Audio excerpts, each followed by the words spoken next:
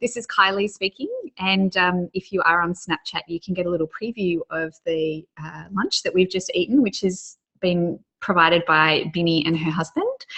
So you can pop on over to Snapchat at _kin to have a look at that. But we are not here to talk about lunch today. So let me introduce who is here today. We have my co-pilot in all things of kin, Binny Langler. Hello.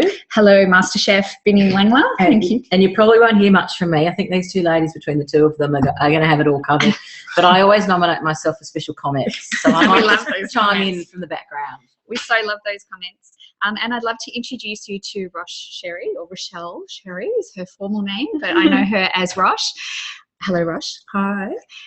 So, Roch, do you want to give like just a 25 words or less overview about, if we can get all your fabulousness into 25 words or less? Sure.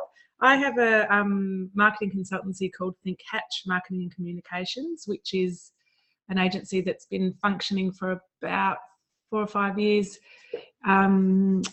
more fulsome way. And I've also the devoted mother of 2 sons, Jack and Harry, who are 9 and 11. And that's actually how Roch and I met, as school ground mums, hanging out, having a bit of a chat. And it's funny how you are attracted to the people that you're meant to meet. Even though our children aren't in the same classes at all, we somehow found our way to each other. Absolutely.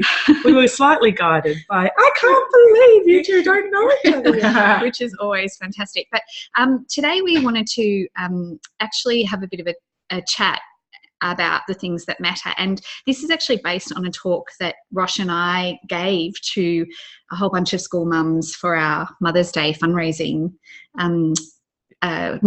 morning tea that we had. And it came out of the desire to talk about, well, it started about the struggle in the juggle of trying to be in business for yourself, being a mum, managing all the complexities of family life and business life, and then with a whole bunch of other extra stuff thrown in on all of that. So Roch and I were asked to speak, and we sat down and brainstormed a couple of ideas. And after a couple of agonizing weeks of like, how do we actually tell our stories in a way that is meaningful, we came up with this idea of talking about the things that matter based on some pretty pivotal moments or times or years actually in our lives. And it got such a good feedback that we thought we would love to share it with everyone else, because everyone finds themselves in a messy middle at some point or another in their lives. And it's worth actually talking about those messy middles, so that if you find yourself in one, you can actually get some perspective on from other people who have also been in there, that might help you find your way through it. Because the only way to deal with a messy middle is to actually get through it. There's no going around it. There's no going under it. There's no going over it. You have to walk into it and deal with it. So we're going to tell you a couple of stories. We love a good story. We preach a lot about storytelling in content, in our content marketing e-course. So we're going to tell you the stories of our messy middles, and we're going to alternate between two different sides. We really wanted to set this up to say that we don't think that these stories, or our stories in particular, are any more special or unique or hard or anything than anybody else out there. We all have our own story to tell, and we will all have our own version of a messy middle. We just wanted to share from our perspective the things that we've been through. So we hope that you'll hang around at the end and ask questions, but also share your insights from your messy middle and how you got through it. Or maybe you're actually in one at the moment and would like a friendly ear or some advice, and we will do our best to share what we know. So we believe that telling stories is how we connect, learn and grow. And if you think about it, that's why we actually tell stories to our kids from the the earliest of time. So we are going to start with our stories. I'm going to start with 2012. So 2012, I'm not sure if any of you remember what 2012 was like. We were told that it was the end of the Mayan calendar, and that potentially the world was going to end. So 2012, it was all going to be over. So I just want you to think about November 2012. And for me, it was November 26. My son is in grade 3 and my daughter is in grade 1. It's my daughter, Bella. It's her dance concert that weekend, and it's my son's karate grading that weekend, and it's our annual family Christmas picnic that weekend, and it's the school fete that weekend. You know, that last weekend in November when it all just explodes. But it's in the lead up to that weekend. I'm at work where I'm working full time, and I'm sitting at my desk, and it's an open plan office, and I'm sobbing, and I feel like I can't stop. And I've just come off launching a year-long project that I was managing on top of my existing workload, and the project was delivered 6 weeks late. And I was working in retail, and the pressure of Christmas sales is building. You know, it's all systems go, all guns blazing by the end of November. My brother, who I've been caring for the past few months, has just had surgery. And my boss at the time gave me a pretty hard time for getting my board report in a day late. A month prior to that, so take it back a month before that, there was a computer virus that had gone through our entire company that took down the project that I was working on that was running late. And in the midst of this, my mum was admitted to hospital with the early signs of a heart attack. And 6 months prior to that, I'd lost the last of my 2 grandparents. My sister-in-law's mother had died. My best friend's mother had died. My aunt's 16-year-old dog had died. But miraculously, we had kept my son's spider fish alive for 11 months, which was amazing amongst all of the despair that we were feeling. At the beginning of that year, so towards the beginning of 2012, working backwards, my husband, who was recovering from a badly broken leg, which is a whole nother story, decides to split from his business partner after we discover a massive tax debt, which we were half responsible for but had no knowledge of accruing, and we had been paying that off all year. For those of you that were here for our last webinar, we talked to Amy about the girl stuff that happens downstairs.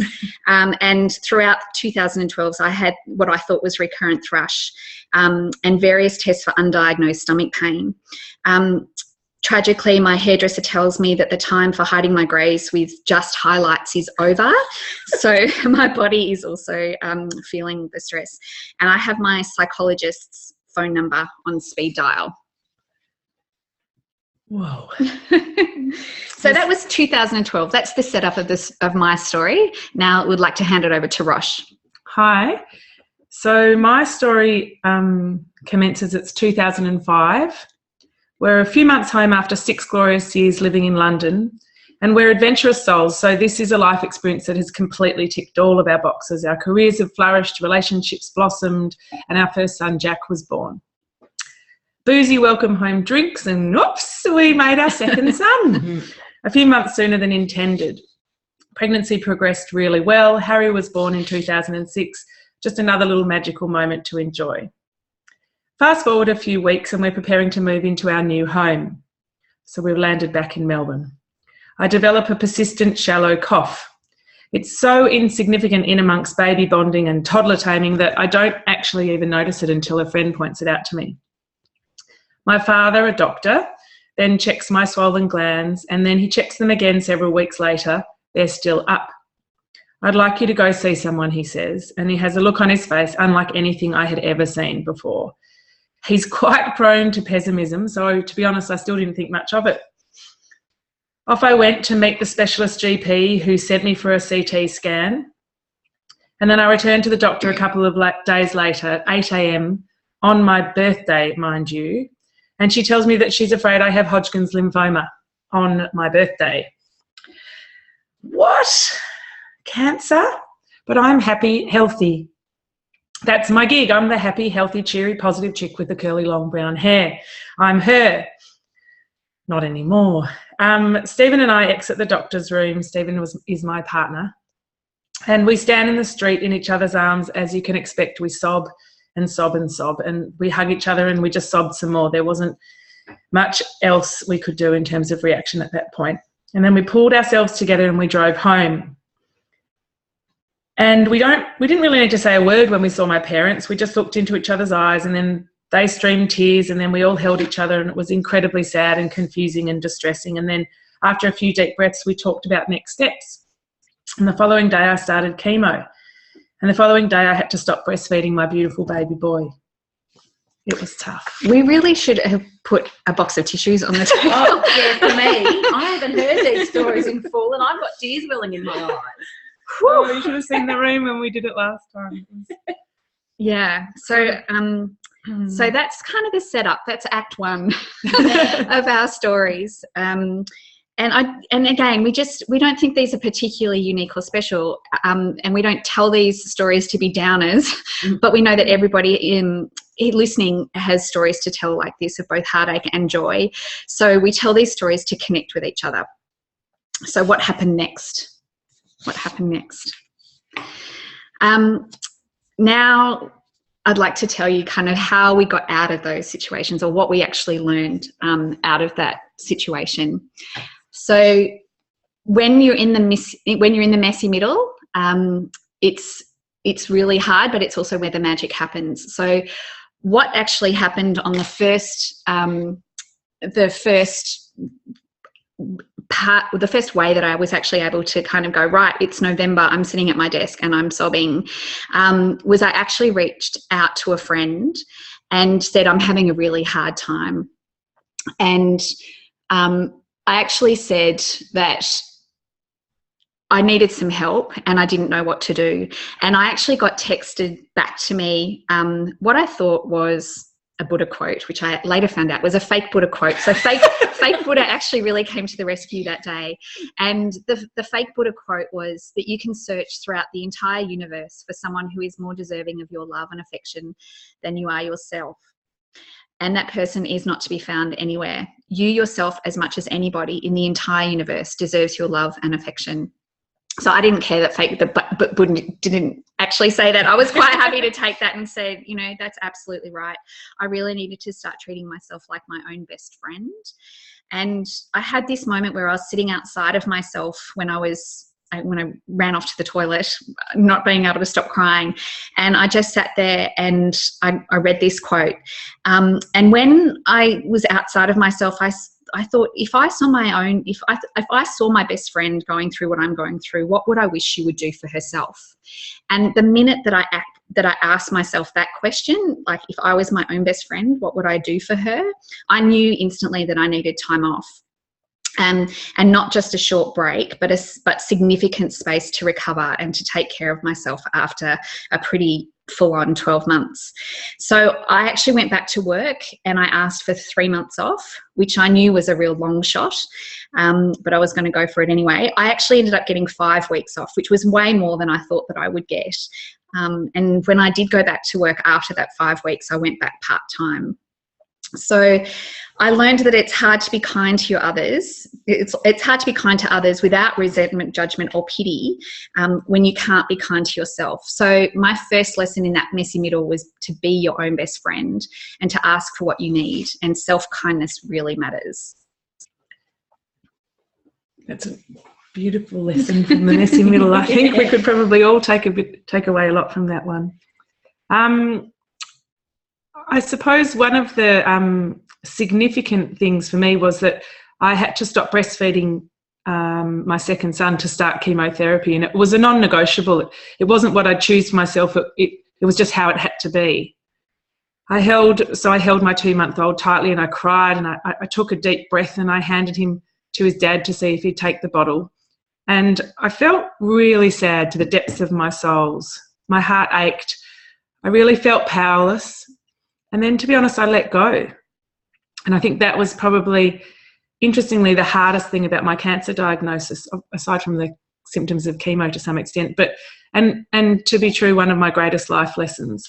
It wasn't a fear of dying that was hard, because my odds were very good and I'm an absolute optimist. So I genuinely thought every step of the way that I'd be okay. The most difficult part was that I had to let other people run my life. I had to let people help me without question, and interestingly for me, without giving back. I had to shut down my urge to be the provider, the giver, the sorter, the mother hen of all mother hens. And I had to completely adjust my identity and sense of self. I had to focus all my energy on getting through this and getting better. In essence, I had to surrender. And that was absolutely my biggest challenge. For things to be okay, I simply had to let go. And I think my lesson from the messy middle was sometimes you just have to surrender and let go. Luckily for me, I think we had a giggle last time. I had the world's most willing and able helpers in my family and close friends, and my then recently retired father spent so much time looking after my son that we used to joke that Harry thought his mum had a beard. So I really let go. Yeah. But, That is such an important lesson, particularly for women. So important. I was trying to imagine if I could do that. Yeah. Because I think I'd really struggle. Yeah. Getting to that point of allowing so many people to help and not giving back. That's the bit I would struggle with. Yeah. A lot. And I think it's interesting because it's come up for me a lot with women when I've talked to other women who are going through different messy middles. And whilst we don't give for the objective of getting back, it's very hard to receive without feeling like you can return the favour. So it's quite an unusual scenario. That grace is the word that comes up for me when I hear that. Like it's just have the grace to receive with gratitude that you've got somebody there who's willing to help you, you know.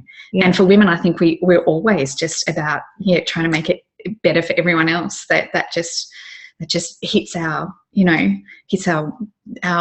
insecurities about not being able to give it back. So it's a huge one. Yeah. Sometimes you just have to surrender to let go and let go in order to get better. Yeah. All right, the next lesson, my lesson was that you always have choices. And that seems a really odd one because when you hear Roch's story, she absolutely had no choice about what had happened to her. So you might not find yourself in situations of your choosing, but you definitely have choices about how you handle them. Yeah. And whether or not you have inadvertently created your own messy middle or whether you just find yourself in one, you definitely have a choice of how do you handle them, because I didn't choose for any of those things to happen in 2012 either. I certainly didn't choose for the computer virus. I certainly didn't choose for the tax debt. Certainly didn't choose to have thrush the whole year. But I ultimately had a choice to listen to what my life was whispering to me rather than pushing on with a life that was taking me down. And so that it's in our greatest moments of struggle that are actually our greatest opportunities to pivot our lives. So now one of the favorite questions I have to ask when I'm coaching is, and what else? So whenever you think that you've run out of options or choices about your current situation and how you might take the next step forward in it, or how you might get through it, or who else you might ask for help from, I always ask, and what else? And every time I've asked that question and had people sit more deeply in that, there's so many more ways to get through your missing middle than the ones that just present on the surface. So what other options do you have? What other ways can you see your situation? What advice would you give to someone in this situation? And if I could give you an injection of courage, what might you do? Those are some of the critical questions that I ask that open people up to thinking about their whole situation differently, and not just being stuck in it. So one of the choices I made was after I came back to work part-time, 5 weeks after that happened, the company came back to me and said that it wasn't working out and they needed me back full-time, which was fair enough. My role was a big one and it didn't really work part-time going forward. So I had a choice to make. I could have gone back full-time, but instead I said no. And I actually quit, and that was the genesis of my leap. So I decided that it was time to make a go of starting my own business and to prove to myself and my kids that I had the capacity to chart my own course through my choices. So, and it was really interesting because I had several job offers come my way, really, really attractive job offers with very nice packages that came with them. But I said no because they wouldn't give me the time to recover and to discover the things I needed to learn about myself. So, I had constantly had choices presented. in front of me, and it was always thinking, you know, and what else, what other options do I have? It doesn't have to be just what's always in front of me. But a couple of other things I've learnt about saying no too is it could mean no could mean not right now. So it doesn't have to be an outright no, especially for women who have a problem saying no. That might be a way. You can't see our hands up. That's right. And if you are stuck between two choices, you might not necessarily have to say no to any of them. You could say no right now, not right now. Or it could also be just the other end of that spectrum, which is no, without any reservation, explanation, you know, having to kind of tell everybody why you say no. No can also be a complete sentence in its own right. So choices, you have them, and no is one of those. And I think when we spoke about that topic last time, the one thing that really struck me was once you realise you have choices, you also realise that you are your greatest resource for answering them. You know, sometimes you think, I don't know the answers, but the identification of the choices kind of helps you get to the answers. And one of the things I found in the messy middle that I talked about in the Leap story Kylie did recently was meditation. I couldn't see the choices at all. So diving headlong into meditation, which I did more for my health, had no idea it was actually going to provide me with the answers to my massive life dilemma. And you just wake up one morning and it just all becomes clear. I never foresaw that that's how I would feel, and then I'd be so definitive about that's the option and that's where I'm going. And so it was kind of this surprise options that just pop into your head when you allow yourself to kind of clear your head a little bit. And it's the time, it's taking the time to do that. And you know, often when you're in the messy bits, you don't think that you have time, but actually it's making the time that's going to help you get through it and come out the other side in reasonably good shape. So that meditation I think is excellent for doing that, and it actually expands your feeling of time, which I've learned since about meditation. But even in my coaching practice, just someone having, you know, paying me to come and sit and talk with them and ask them these questions and legitimizing the time to just stop and think. Absolutely. You know, that's a gift. That we often don't give ourselves is just the time to stop and think, because we're so busy reacting and dealing with that. And I was also seeing a psychologist the whole year that I was going through all of that stuff. So it wasn't just, you know, it wasn't just taking time out. It was actually sitting with somebody else who would help talk me through some of these things, or just listen to what I had to say. Because often when you talk your way through something, you find your own way through it as the words are tumbling out of your mouth. You start to make sense of that. I don't know if I've avoided seeing the psychologist because I have in-house therapy and a mother who's a psychologist and a father who's a psychiatrist. Well, you're sorted. Some people say they're the craziest ones. Let's see. So my next lesson, which I have since learnt applies to much more broader spectrum of people than I had originally anticipated. But it's just that it's okay to feel uncomfortable. That was actually quite a tricky one for me to learn, because I suppose my fallback is that I prefer to make people feel comfortable, to make them feel good about themselves and cheery and positive and at peace. That's my default position. But instead, as you can imagine, my cancer made people feel sad, it made them feel angry, it made them scared, it made them worry, it made them question things, it made lots of people quite confused, and it in fact made some of them quietly relieved that it wasn't happening to them. So my cancer made people around me feel a whole load of things that I think I'd never caused anyone to feel before. And it also made me feel different, not when I was sick, because that was just survival mode. Things were sort of simplified then. It was more instinctive than purposeful. I just had to let the time pass as quickly and painlessly as possible. But it was as a survivor that I really started to feel uncomfortable. It was as a survivor that I faced down that sort of almighty tsunami, we always call it, of post-traumatic emotion. And I think in the messy middle, sometimes looking back, you sort of have experienced an element of post-traumatic stress to some extent. And I did sort of have a little bit of a, what the hell was that? I mean, what just happened to me? And it was so incredibly sad, and it was really scary, and it was really traumatic, and it happened to me, and all those feelings associated with that are mine. So it didn't just make other people uncomfortable. For a time, it made me very uncomfortable too. And I think when you're in the messy middle, sometimes it is just this constant sense of discomfort. But I actually learned that that's okay. And I learned that it's important to be true to what you're really feeling, and feeling a whole swathe of uncomfortable feelings is okay.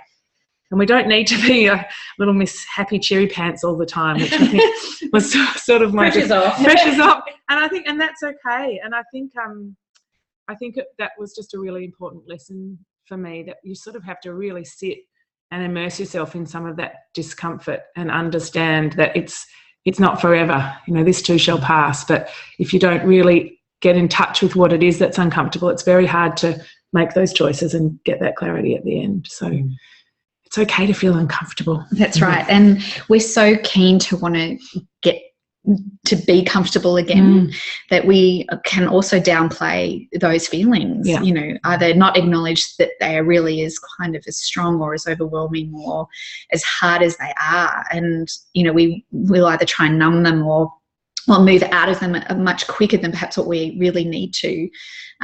So yeah, it's okay. It's totally okay to be uncomfortable. Yeah.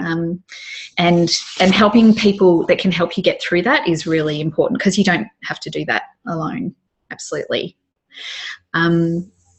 So throughout 2012, I had a little tiny frame on my desk which had the quote in it that said, "We can do hard things." And it became my touchstone for the whole year. And every time I felt challenged, I used this little quote to remind myself that we only grow through challenge. So it's only growing through those moments of feeling uncomfortable and going through hard things. And that when you're pushed up against some form of resistance, that you really learn what you're capable of. And so my daughter studies French, and every time she studies and she says, this is really hard, and she just looks at me now in the special way that only a preteen can, and rolls her eyes and says, "Oh yes, I know we can do hard things." She knows what's coming.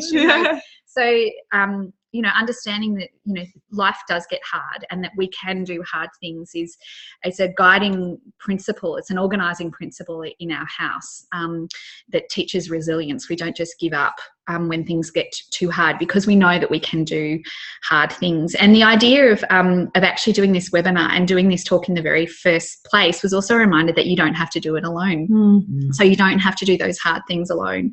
So that's why there's 2-3 of us sharing our messy middles today. So you can do hard things. And I think also just on that, one person's hard thing isn't another person's hard thing. So it's kind of so true. Yeah, what's difficult for one individual might be quite different for another. I've got friends who probably sit quite comfortably in discomfort, but yeah. But yeah. The next one for me was live true to what really matters.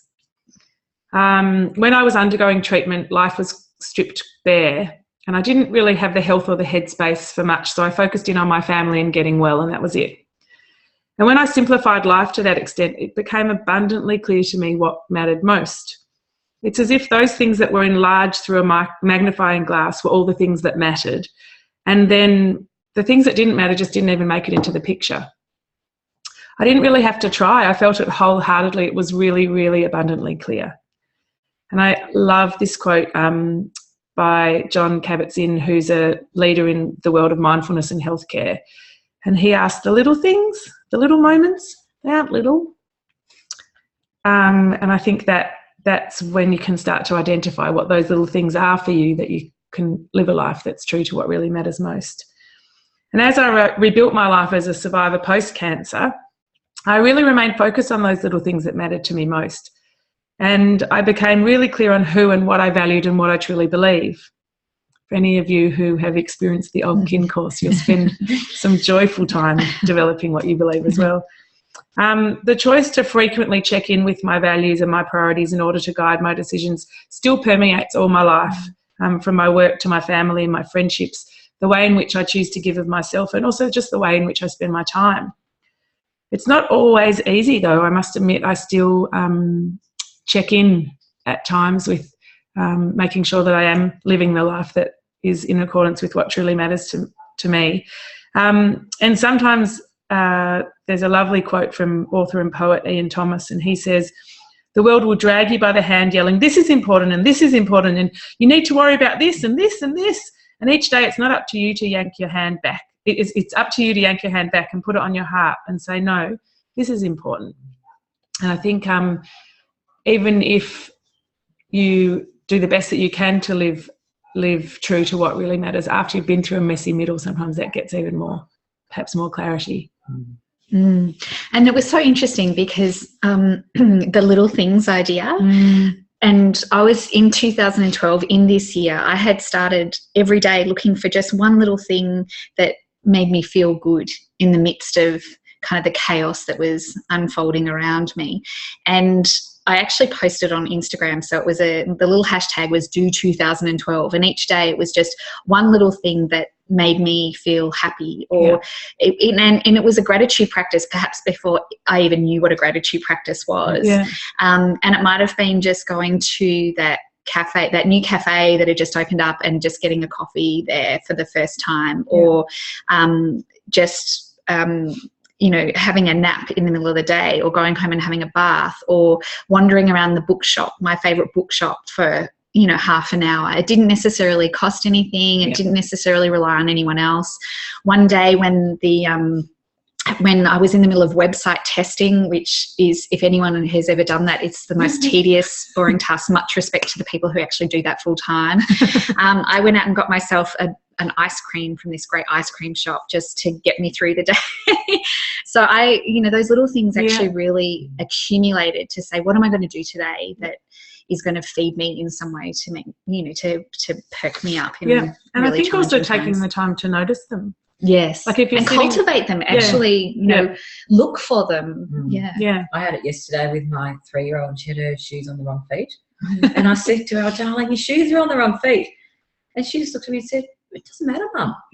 And then I actually stopped and thought about that it actually doesn't matter, and she doesn't care, and it's not causing anyone any problems. And, you know, it was, again, that little moment to just take it in and go, so many things in life just don't matter. We spend time worrying about or trying to fix, and you just can't do it. No. Gorgeous. And so the last little lesson that came from the messy middle, which both Roch and I have talked about, is really this idea of choosing courage over comfort. Because in 2012, the world didn't end. We're still here to talk about it. And the massive lesson that I learned has become the mantra that I whisper to myself often, and that is always to choose courage over comfort. And I was fortunate enough to watch Brené Brown's TED Talks around this time, and she was the one that really said that you can be courageous or you can be comfortable, but never both at the same time. And that whole idea of choosing courage was really what fueled the fact that, you know, it took courage to admit that I was overwhelmed and exhausted and not coping with what was going on in my life. It took courage to ask for time off for nothing other than self-care. It took courage to walk away from a company that I really loved working for, but a job that was actually killing me. And every day for 3 weeks after I resigned, I literally woke up in panic, like sat up in bed panicking, going, what the fuck have I done? Like distinctly, like my heart was bursting out of my chest in fear of what have I actually done. I was very uncomfortable about doing that. It took courage to say no to rushing back into another job when my ego so definitely wanted the endorsement. It took courage to believe that I could rewrite my story, even though I wasn't sure how I was going to do that. So consciously choosing to live my life from a place of worthiness and choosing courage is now daily practice in doing things that are uncomfortable. Like putting on the internet, you know, your breakdown story and how you got through it. But what I know is that if I want my children to be courageous and positive and healthy and flourishing in their lives, it starts with me living that for myself first. Whew. So there are 7 lessons, but we wanted to now spend a few moments with giving you time to reflect, because as we said at the beginning, it's giving you an opportunity to also ask yourself some questions. and think about how you would respond and where you're at in your life. So if you're up for it, we would really encourage you to take a moment to maybe close down your eyes for a minute and to take a really big breath. I know that I need a big breath after just talking about all that heavy emotional stuff. So to take a big breath and to become aware of the thoughts that might be racing around in your mind after hearing our stories, and maybe some of those things resonating or triggering some things off in your own mind. And come back to asking yourself, where in my life do I need to be my own best friend? And where might you need to surrender, to let go to what isn't serving you? And where maybe do you think that you don't have a choice, but that you really do? What might you be pretending isn't uncomfortable and that you might actually need to dive into and work through? Where might you need to back yourself more, to do something hard, to give yourself the benefit of the doubt and to go for it? And what maybe do you need to say no to or yes to? Ask yourself if you're living your life truly to the things that matter to you. And where in your life might you want to choose more courage? So just sitting with those questions just for a few moments, and we're going to finish the formal presentation of the webinar in just a moment, and we're going to open it up to questions and comments and responses. So if you have anything that you would like to share with us, we would love to hear some of your insights and feedback and stories, and you can do that by typing in the Q&A section on the webinar software that you've got in front of you. And just while perhaps you're thinking about that, I wanted to read to you the manifesto of the Brave and Brokenhearted by Brené Brown, and this is available in her most recent book, which is Rising Strong. There is no greater threat to the critics and cynics and fearmongers than those of us who are willing to fall because we have learned how to rise. With skinned knees and bruised hearts, we choose owning our stories of struggle over hiding, over hustling, over pretending. When we deny our stories, they define us. When we run from struggle, we are never free. So we turn toward truth and look it in the eye. We will not be characters in our stories, not villains, not victims, not even heroes. We are the authors of our lives. We write our own daring endings. We craft love from heartbreak, compassion from shame, grace from disappointment, courage from failure. Showing up is our power. Story is our way home. Truth is our song. We are the brave and brokenhearted. We are rising strong. She just gets it right every time, doesn't she? You can actually download that from her website if you want to copy on your wall. Yeah, so that's Brené Brown, Rising Strong. And that's definitely some words that come back to me every time that I'm in a bit of a messy middle and where I'm being called on to choose courage. I come back to that. Because the whole purpose of actually this manifesto is to say that when you are brave, you will end up brokenhearted. It's not a matter of if you end up brokenhearted, you will, because when you're in the arena wholeheartedly and you care about what's going on in your life and you're awake to what's going on, you will feel heartbreak, and it's part of life, and being uncomfortable with that is okay. Yeah. So if you have any questions or comments, please feel free to type those in.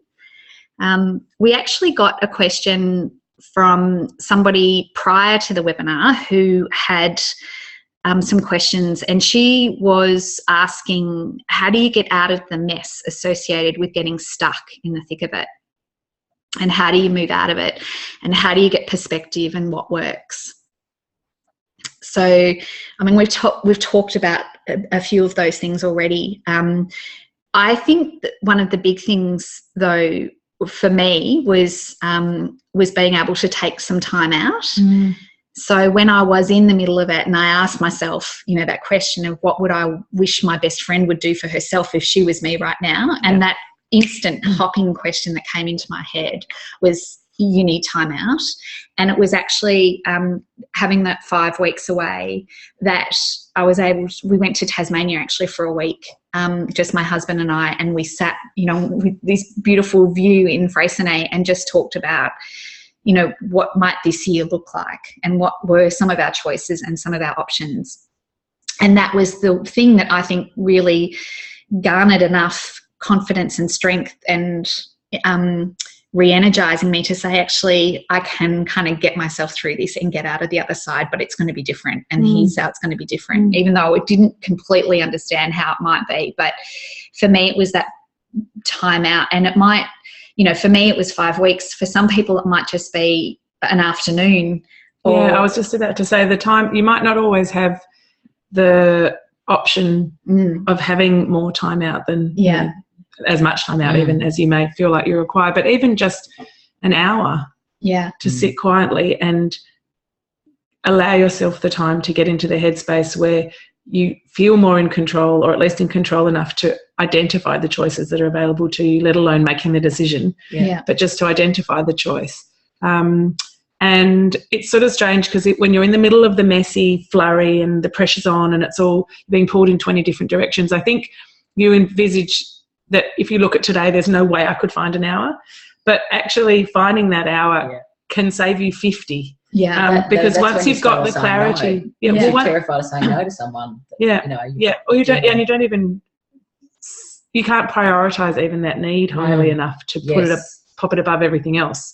But I think that often that 1 hour and even gaining a fraction of the clarity that you might need saves tens of hours of frenzy and distress when you're lacking clarity. There was on one of the Facebook groups that I'm a member of, it was a couple of years ago now, but there was a woman who was in her own small business and she posted to the group and she said, what do you do when you feel like you want to give up? Meaning her business was just you know, was getting the better of her. And it was so amazing because everybody came back and had lots of support and was asking, you know, was offering lots of things. And then someone said, oh, I have a holiday house in Dalesford. You can go up there this weekend. And, you know, it was when she was able to talk about the fact that, you know, things were really tough, that people were able to come and help and offer support and, you know, and give it generously and wholeheartedly. But it's being able to kind of stand in the truth and going, you know what, things that I'm a bit beaten by this at the moment and I need some help. You know, and take some time out to do that. The other thing that Ben and I talk about a lot is sleep. And because you cannot get through life without enough sleep. Anybody that has had a baby or have a newborn at any point or has had any kind or of... a husband that snores. Yes, like had any sleep deprivation. I was in tears at work through sleep deprivation because I was such a light sleeper. I never got enough sleep. I couldn't make decisions. I couldn't concentrate. It was torture. And it is a form of torture. Yeah, it is. And there's so much research about what sleep deprivation does to your brain. And your brain just goes on barely survival mode, and it cut, you know, all of its resources go to just keeping you alive, let alone having to make some complex decisions, you know, comparing all these other things. You're just not capable of actually functioning. So sleep is the number one priority. If you can't get enough sleep, you won't be able to get the mental clarity that you need to help get yourself through the other side. And so rest is really important. Daytime naps are really important, you know, sleeping when you need. You know, and finally, that book that Arianna Huffington has just brought out, The Sleep Revolution, you know, sleep is really important and really, really underrated. And it doesn't cost you anything. It's just getting into bed at 9:30 at night with a book, so not a screen, and turning your lights off by 10 o'clock and getting a good couple of hours before midnight and making sure you do that consistently in order to build your reserves back up. So that's the number one physical asset to take care of, is how much sleep that you're getting, because everything can start gaining momentum when you're actually mentally feeling a bit more on top of things by getting enough sleep. And you can do your own personal experiment. I mean, I definitely thought, I'm Wonder Woman, I can push on through, I can run this business, I can juggle the 2 kids, it's all happening, I'm across this, it's great. I'm one of those people. I just don't need as much sleep. Yeah, you know, one of those people who, and you hear it all the time, and I've heard it, and I've got, you know, I've said it. And then I finally thought, there's quite a lot of research now. Maybe I'm wrong. And I literally did the experiment of making sure that I was in bed by 10, even if lights out crept on a bit because the book was quite good, but in bed by 10, and my productivity in the day literally skyrocketed, and my ability for all that creative thinking, like getting the juices flowing around the issues or the topics that have been hanging around without resolve, just seemed to be ticking them off one by one because of more sleep. Yeah, annoyingly, they're right. We tried it one night. We went to bed at 9 o'clock. My husband and I, both of us rang each other the next day. How good do you feel? I know. I'm feeling this too. So it's just like, and you do have to adjust. Like I definitely woke up at sort of 2-3 in the morning. Yeah. Wondering, feeling like it must be tomorrow by now. Yeah. And then you just settle into it, and you do. You know, one of the things. So that year 2012, the summer of 2011. So going into that year into 2012, I actually read a book, which I think is now called The Power of Full Engagement, and by a guy called Tony Schwartz and Jim Lowe, I think. And I think he's also written another book called The Way We're Working Isn't Working. And it was actually reading that book that I finally realised that I have a legitimate need for rest. So I was of the similar ilk where if I have any free time, it should go into some kind of productive activity. It should have some productive outcome. I'm still there, unfortunately. And I'm still there. I'm aware, but I'm not necessarily always plugged into it. But I have this thing like of not wanting to miss any opportunity and not wanting to waste time.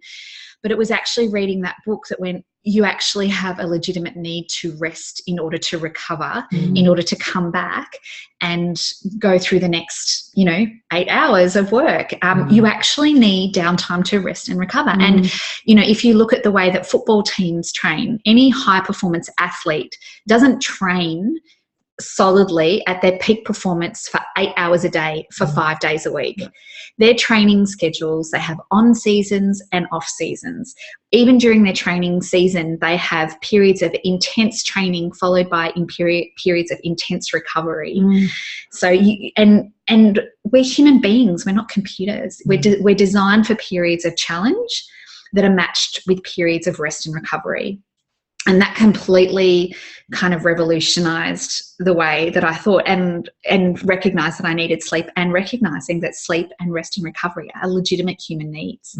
Yeah, and it's interesting because I'm still getting frustrated with myself for not shutting down and resting and switching off. And it's nobody's fault. I mean, back to those choices, it's absolutely my choice. I am running my own business. I am running my own life.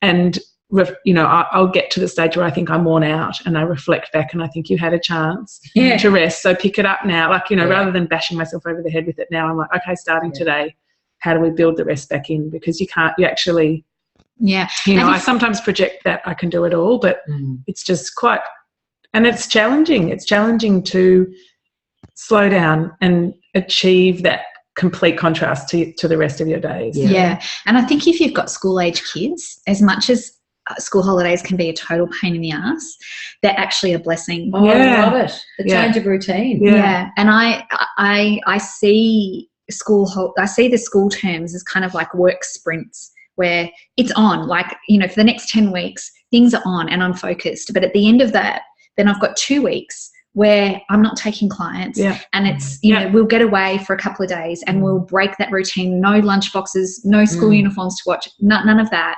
So it's kind of building in those cyclical kind of rhythms into your life that are really important. Yeah. Is it another Brené Brown? Who says it's not what you do? Gretchen Rubin might be. It's not what you do once in a while, it's what you do every day. Oh, that's a good one. It's quite, and it is like, don't wait till you're at breaking point to go on a retreat or have a rest or lie in your room sobbing. Like, kind of build into your normal life those little rests and rituals and niceties that make everything, achievable. Yeah.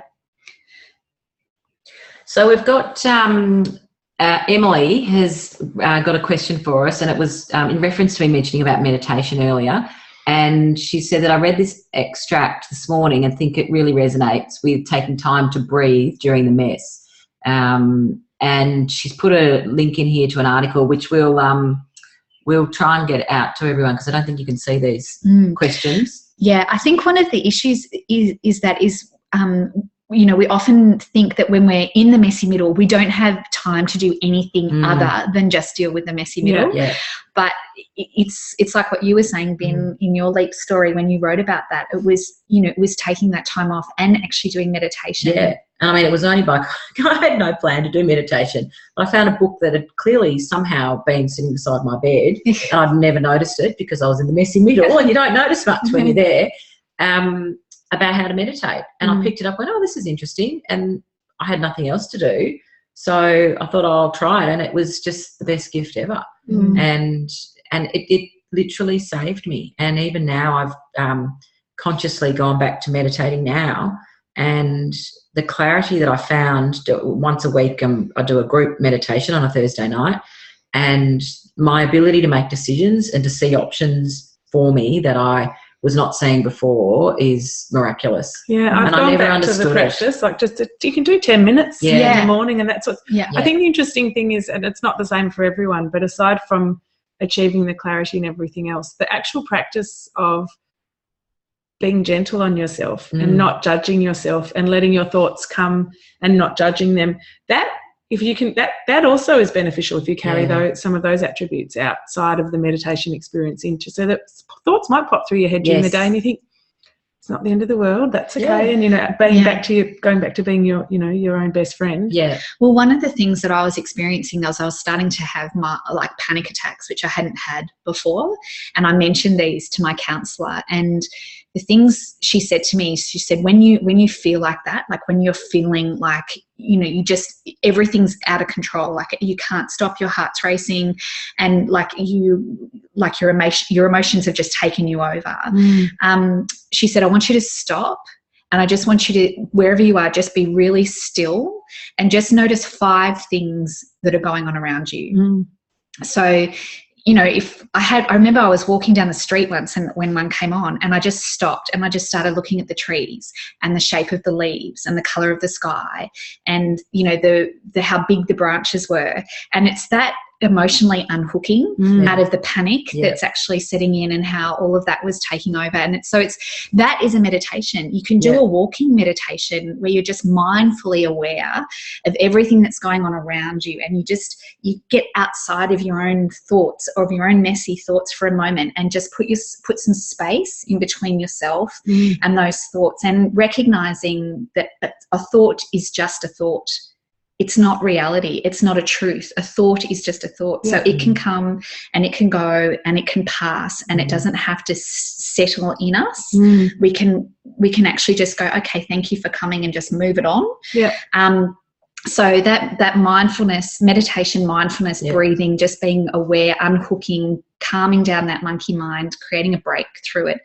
And the Smiling Mind app is beautiful, because that Smiling Mind app, which you can download for free, you can just do 5 minutes. You can start with 5 minutes, or you could do a seated body scan, in your car at the office, so there's lots of ways that you can get help when you're feeling really overwhelmed. Going back to that awareness of your environment, I read an article recently about how much we can learn from snipers, because they have to be so attuned and aware of everything that's going on in their environment. They have to be so quiet, and they have to listen to everything, and they have to observe everything that's going on, that they are so calm and attuned with the external world rather than what's going on in their heads. Now, Gloria asked, the name of the book was Peace of Mind, Peace, by Ian Gawler. Ian Gawler from the Gawler Foundation. I heard him speaking on radio actually yesterday. And what's brilliant is I think there's about 4 or 5 different types of meditation. So you work through and start with this body relaxation, and then become slightly more advanced to the point where you then meditate on a question. So you want to find an answer through your meditation. So you continually, right? You know, they say people, you try and free your mind. Well, in this particular meditation at the end, you actually focus on something. Yeah, so I was going to add, there's a lot of different types of meditation, and some things might work for one person and not for another person. I'm lucky enough to be friends with Elise Bailey, who started Mindful in May, which was a big world sort of practice of meditation. Yeah. And you have to almost experiment a little bit, because some people will like a silent meditation, some people will quite like to have a guided meditation or music or a mantra to focus on, and it sort of depends what suits you. Yeah, and we're doing the free Oprah and Deepak Getting Unstuck meditation at the moment, and that is, Oprah and Deepak talking a little bit, but there's a little mantra for each day, and then there's actually Sanskrit that you chant internally within your head to help keep you focused, and that's quite different from any other form of meditation. One other resource that I wanted to share with other people was there's some fantastic work done by a woman called Kristen Neff, Neff, and she has a website called selfcompassion.org. So if you Google Kristen, Krist, and Neff, you'll come across her website, and she actually has some beautiful guided meditations that are all around self-compassion. And so if you're going through a really messy middle at the moment, that can be another free resource for you to go and tap into, so that you know that you're not alone when you're in the messy middle, because we've all been there. We're all going to have more, but hopefully each time we also have some more tools and networks that we can tap into. So what we've done is we have listed there a page of resources and references. Actually, most of the ones that I've actually written there are the ones that helped me out through 2012 and since. So a couple of great resources there for you to tap into. And if you are really struggling right now, the most important thing is that you do reach out for help. Please don't underestimate the help that you can receive and how powerful it can be for you. And you do not need to go through messy middles on your own. So there's a couple of resources there that we encourage you to reach out to. And I mean, since my messy middle, the government now supports mental health plans through your GP. So I would really, suggest to also, if you need that time out, go and talk to your GP. That's what you did too. My work actually provided appointments with psychologists to deal with that. And I went once a week. And your employee assistance program. Employee assistance, and a lot of big organisations offer that, which is great if you are struggling with a budget for that kind of thing, and push it down the priority list, which often happens. But I think my first 2 sessions, I used half a tissue box and cried the entire time. Yeah. But that within itself was therapy. Yeah. And I know that Beyond Blue have a mental health place at work push at the moment, so they've got a lot of resources on there. There's also if any of you are out there are also feeling the juggle with young kids in the midst of all of this, postnatal depression can actually happen up to 2-3 years after you've had your last child. So there are organisations like Panda that are out there as well that can help if that's part of the complexity of what you're feeling in your messy middle as well. And that's particularly for women, but not exclusively. Men also can access that service as well. One question we have. No, it's more for your information.